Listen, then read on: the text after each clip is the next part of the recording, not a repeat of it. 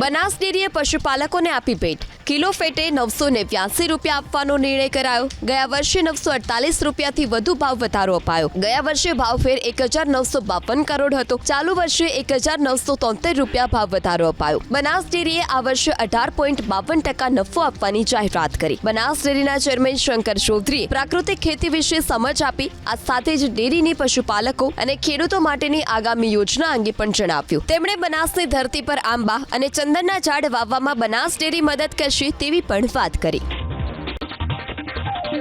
અરવલ્લી જિલ્લામાં છેલ્લા લાંબા સમયથી વરસાદે વિરામ લેતા મગફળીનું વાવેતર કરનાર ખેડૂતો ચિંતામાં મુકાયા છે। મગફળીના પાકમાં ઢોર અને ઈયળનો ઉપદ્રવ વધ્યો છે। પહેલા વાવણી લાયક વરસાદ થતા ખેડૂતોએ મગફળીના પાકનું વાવેતર કર્યું, પરંતુ છેલ્લા ઘણા દિવસથી સારો વરસાદ ન થતા મગફળીમાં ઈયળ અને ઢોર નામનો રોગ આવ્યો છે।